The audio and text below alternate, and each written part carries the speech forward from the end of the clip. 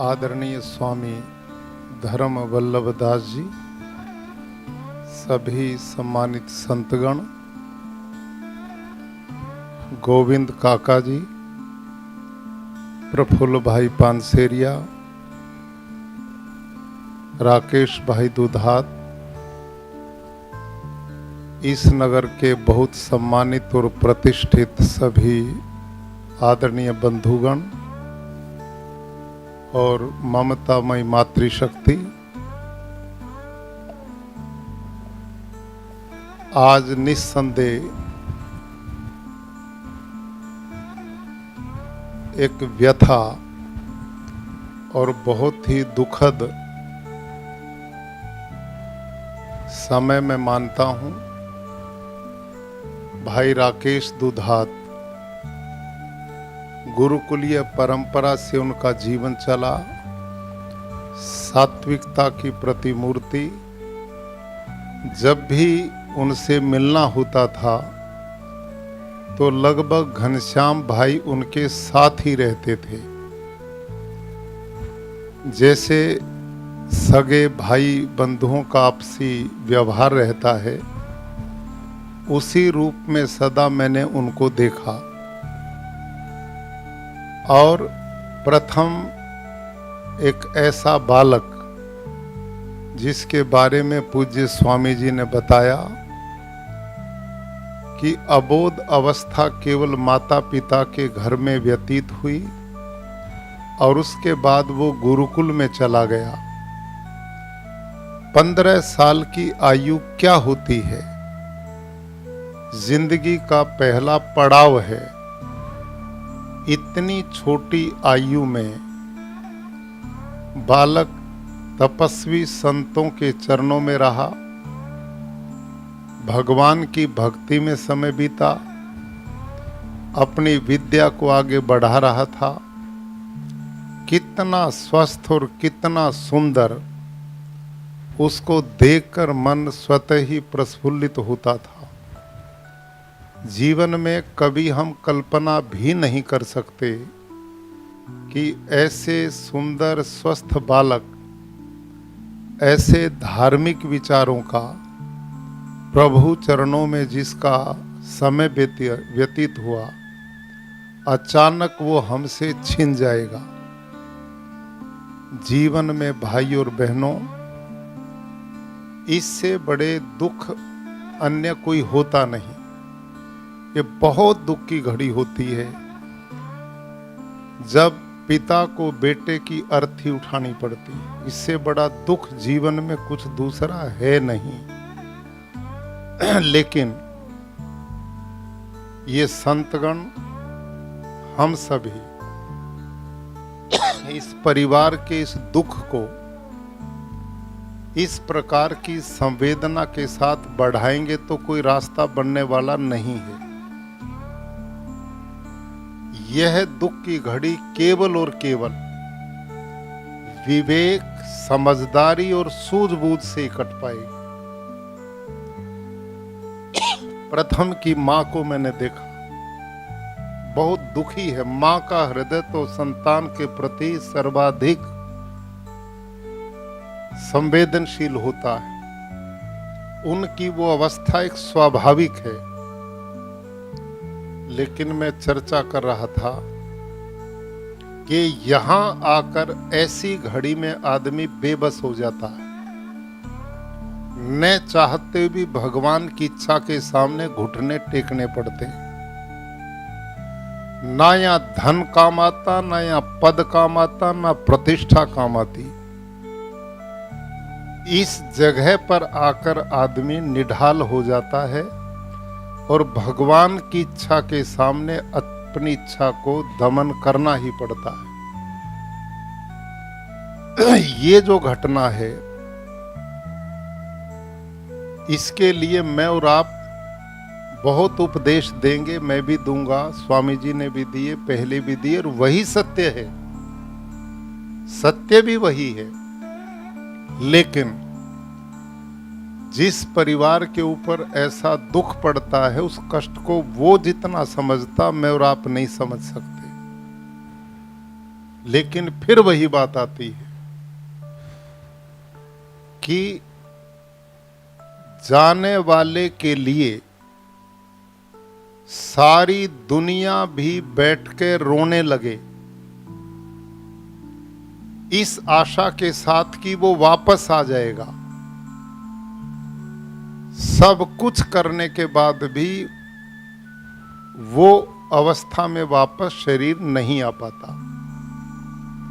इस सत्यता को हमने स्वीकार करना ही पड़ेगा। हमने जो स्थिति बीती है, घनश्याम भाई के कथीरिया परिवार को, राकेश भाई के परिवार को, उनके मित्रजनों, आप सभी और मेरे को, ऐसी स्थिति में केवल और केवल एक ही मन में बात को बैठाना पड़ेगा। मैं बिटिया से भी निवेदन करूंगा, आपका लाल गया, हमें पता है कितना दुख आपको है, लेकिन इस दुख में गए बालक के लिए हम कितना भी रुदन करें, कोई भी कुछ करें, वो चीज हमने समझनी पड़ेगी कि किसी ने हमें दी थी, वो हमारी थी ही नहीं, परमात्मा का वो प्रसाद था। जितने दिन मेरे आपके साथ उसका संबंध था वो समय बीता, और जिसकी वस्तु है उसने वापस ले ली, ये बात हमने स्वीकार करनी पड़ेगी, तभी ये दुख हल्का होगा। महात्मा बुद्ध के पास एक ऐसी ही मां आई जिसका बिल्कुल प्रथम जैसा 15 साल का बच्चा अचानक मृत्यु का ग्रास बन गया। किसी ने कहा, महात्मा बुद्ध जिनके ऐसे बच्चे दुनिया छोड़कर चले जाते हैं वो उनको जिंदा कर देते हैं। तो वो मां दौड़ी गई, महात्मा बुद्ध के चरणों में बैठी, महात्मा मेरा युवा बेटा चला गया, उसे जिंदा करो। महात्मा बुद्ध उस मां के दुख को जानते थे, मानव के मनोविज्ञान को भी जानते थे। महात्मा बुद्ध ने उस मां का ढाढ़स बंधाते हुए कहा, बेटी चिंता मत करो, मैं तेरे बच्चे को दोबारा जिंदा करूंगा, लेकिन तू एक काम कर, मेरा ये कमंडलू है, पानी रखने का बर्तन, इसे लेकर के जाओ और ऐसे घर से दूध इसमें लेकर के आओ जिसके घर में आज तक किसी की मृत्यु ना हुई हो। मां को बड़ी आश बंधी कि बेटा तो जीवित हो जाएगा, दूध मांगना क्या मुश्किल काम है। वो कमंडलू लेकर दौड़ पड़ी, पहले घर गई, प्रस्ताव रखा, मुझे दूध चाहिए। दूध दे दिया गया, लेकिन पूछने लगी, तुम्हारे घर में आज तक किसी की मृत्यु तो नहीं हुई? कि मृत्यु तो हुई है, तो तेरे घर का दूध नहीं चाहिए। अगले में गई, तीसरे में गई, सवेरे निकली थी, रात हो गई, दूध देने वाले सभी मिले, लेकिन जो शर्त थी, ऐसा घर बताओ कि जिसके घर में किसी की मृत्यु ना हुई हो, ऐसा तो एक भी नहीं मिला। सारा दिन घूम घाम करके खाली बर्तन लेकर वो मां महात्मा बुद्ध के पास आई कि महाराज, दूध तो सब जगह मिल रहा था, लेकिन ऐसा घर तो एक भी नहीं मिला जहां किसी की छोटे बड़े की मृत्यु ना हुई हो। तो महात्मा बुद्ध यही तो समझाना चाहते थे। उन्होंने कहा, बेटी ये जीवन है, ये जीवन का एक प्रवाह है, इसमें आना और जाना सदा लगा रहा और लगा रहेगा।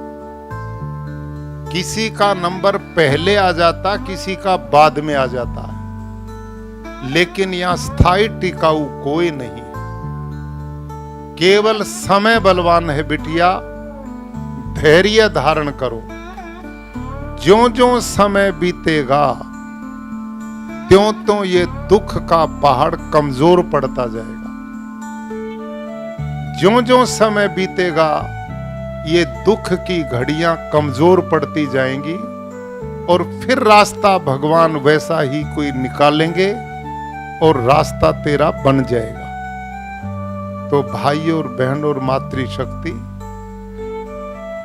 ये हम जानते हैं कि कष्ट बहुत बड़ा है, लेकिन इस कष्ट को बार बार भावना में लेकर हम कितना भी लंबे समय तक चर्चा करते रहे, इससे कष्ट बढ़ेगा घटेगा नहीं। इस कष्ट को दूर करने का एक ही रास्ता है कि ऐसे समय पर अपने से भी ज्यादा दुखियों को देखो, हमारे से भी बड़ा कष्ट को देखो। अभी मैं अंदर बिटिया को बता रहा था, आए दिन अखबार में देखते हैं कितनी बड़ी बड़ी दुर्घटनाएं जिंदगी में हो रही है। गाड़ी जा रही है, पूरा का पूरा परिवार ही नष्ट हो गया, एक एक घर के कई कई लोग चले गए। तो ये जीवन की एक रेल चल रही है, इसमें स्टेशन आएंगे, किसी का स्टेशन पहले आ जाएगा, किसी का बाद में आएगा। ऐसा कोई नहीं बचेगा कि रेल खड़ी होने के बाद भी उसमें बैठा रहे। इसमें सबको उतरना है। मैं और आप जितने यहां पर बैठे, हम में से आज से 100 बरस पहले कोई था नहीं, और आज से 100 बरस के बाद हम में से एक भी रहने वाला नहीं। ये परम सत्य है। हमारे यहां इस देश में एक ही विशेषता रही है कि हमारा अध्यात्म, हमारा दर्शन, हमारे वेद शास्त्र उपनिषदें, रामायण गीता महाभारत, कितने महापुरुष और ऋषि संतगण हुए हैं।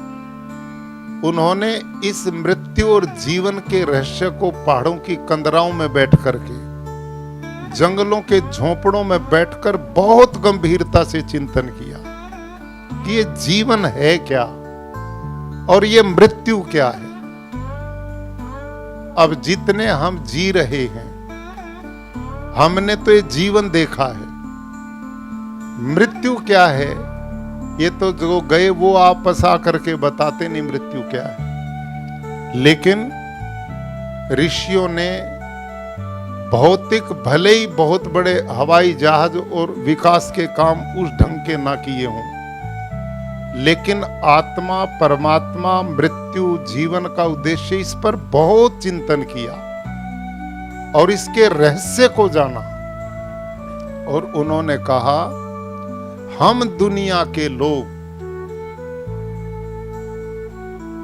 राग में इतने लिप्त हो जाते हैं, मोह इतना जुड़ जाता है कि उस कारण सत्य ओझल हो जाता है। हम असलियत को नहीं समझ पाते, हम इस दुनिया के व्यवहार को ही सत्य मान लेते हैं। लेकिन ये दुनिया तो मेरी आपकी है नहीं। जब हम यहां नहीं थे ये तब भी चल रही थी, और हम यहां नहीं रहेंगे तो भी चलेगी। ये प्रवाह है कर्म फल का। मानव जीवन का जन्म मृत्यु ये उसके साथ जुड़ा है। लेकिन गीता में भगवान कृष्ण ने इस मृत्यु के रहस्यों को बड़ा सरलता से कहा। उपनिषदों ने कहा, न जायते न म्रियते कदाचिन, कि हम शरीर को सत्य मान बैठे। ध्यान करो, हम इस शरीर को जो दिखाई देता है ना, इसको सत्य माने बैठे हैं, जबकि सत्य इसमें न दिखाई देने वाला आत्मा है। यदि वो है तो ये दिखाई देने वाला है, और वो नहीं है तो दिखाई देने वाले का कोई मतलब नहीं। केन उपनिषद में बताया, ये यत् चक्षुषा न पश्यति येन चक्षुंसी पश्यता। हम दुनिया के लोग क्या सोचते हैं कि हमारी आंख देखती है, हम क्या सोचते हैं हमारे कान सुनते हैं, हम सोचते हैं हमारे हाथ उठते हैं, हमारे पैर चलते हैं, लेकिन इस रहस्य को नहीं जानते किस कारण चलते हैं। जो कारण है ना इस हाथ पैर के चलने का, आंख देखने का, कान सुनने का, वो शरीर नहीं है। ये तो बिल्कुल बाहर का कलेवर है, बाहर का रूप है। असली तत्व इसमें विद्यमान आत्मा है, और उस आत्मा का कभी जन्म ही नहीं होता, उसकी मृत्यु नहीं होती। नैनम छिंदन्ति शस्त्राणि नैनम दहति पावका नई चेनेम क्लेद्यन्त्यापो न शोषयति मारुता। आत्मा को न शस्त्र काट सकता, ना हवा सुखा सकती, ना पानी गला सकता, ना चिता की अग्नि जला सकती। अब आत्मा का सीधा संबंध ईश्वरीय व्यवस्था से है। वो यहां भोग भोगने के लिए मानव शरीर को धारण करता है। शरीर एक साधन है, आत्मा की यात्रा का साधन है। और यहां जिस कर्म के साथ में और आप आते हैं, उतने ही जन्म, उतने ही समय तक यहां भोग भोगते हैं। जहां वो पूरा होता है, वो अगली व्यवस्था में कर्म फल के अनुसार ईश्वरीय व्यवस्था में जाता है। अब ये सिद्धांत इतने गहरे हैं, इनको समझते हैं तो एक कष्ट दूर हो पाता है। इनको नहीं समझ पाते तो ये दुनियादारी का मोह राग हम सबको बहुत परेशान करता है। ऐसे समय में केवल और केवल सूझबूझ, विवेक, धैर्य, ज्ञान, आत्मा के स्वरूप को समझ करके ही कष्ट को दूर कर पाएंगे। और ये कष्ट एक दिन में भाषण से दूर नहीं होगा, ये समय के साथ जो जो बीतेगा, उसी ने ये कष्ट दिया वही रास्ता बनाएगा, उसी से जीवन का प्रवाह बन पाएगा। लेकिन निश्चित रूप से ये सब बातें मैं और आप इतने आध्यात्मिक नहीं हैं कि इसके गहराई तक पहुंच करके अपने कष्टों का सदा के लिए निवारण कर पाएं। लेकिन रास्ता भी कुछ नहीं है, ये समझना पड़ेगा। आज मैं समझता हूं, प्रथम को स्वामी जी के साथ, राकेश भाई और के साथ एक दो बार मैंने जब फोटो देखे तो पहचाना, कितना स्वस्थ, बलवान और निश्चल एक पवित्र आत्मा। उस बालक ने जीवन में आकर कोई पाप रूप कर्म नहीं किया, उसने धर्म कर्म ही किया, ईश्वर की प्रार्थना पूजा पाठ ही किया। मैं और आप उसकी आत्मा की शांति के लिए प्रार्थना करके संतोष अनुभव करेंगे। लेकिन मैं समझता हूं वो इतना पवित्र बालक था। भगवान ऐसे बालकों को, अब मेरी आपकी अपनी इच्छाएं थी, भगवान की इच्छा पता नहीं कितनी बलवती हो सकती है। वो उस आत्मा को किस मुक्तावस्था में, किस रूप में वो व्यवस्था उसकी है, वहां मेरी आपकी नहीं चल पाएगी। लेकिन पूज्य स्वामी जी, संत लोग आपके सानिध्य में रहते हैं, आप उनके सानिध्य में हैं। ऐसे समय पर सत्संग, ईश्वर भजन, आप जैसे भले लोग, मित्र जन जब परिवार के सुख दुख के साथी बनते हैं, ढाढ़स बंधाते हैं, अपनापन होता है, तब आदमी का कष्ट हल्का पड़ जाता है। उसी सोच के साथ मैं आपके परिवार में उपस्थित हुआ हूं। भगवान से मेरी कामना है, ईश्वर इस भयंकर कष्ट से इस परिवार को जो कष्ट पहुंचा है, इससे आप ही निजात दिलाएंगे, आप ही इस परिवार की आत्मा और मन को शक्ति देंगे कि इस महान दुख को ये सहन करके आगे बढ़ सकें। और प्रिय प्रथम, वो प्रथम यहाँ था, प्रथम ईश्वर की व्यवस्था में रहेगा। जहां भी उसकी आत्मा है, भगवान उनकी आत्मा को शांति प्रदान करें और इस परिवार को पूरे को वो शक्ति ताकत प्रदान करें, जिससे इस कष्ट से पूरा परिवार निकल सके, सगे संबंधी निकल सके, उसकी माँ पिता सगे संबंधियों को एक संबल और ताकत मिल सके। मैं प्रथम की स्मृति को प्रणाम करते हुए परिवार के प्रति बहुत सहानुभूति प्रकट करता हूँ। ओम शांति।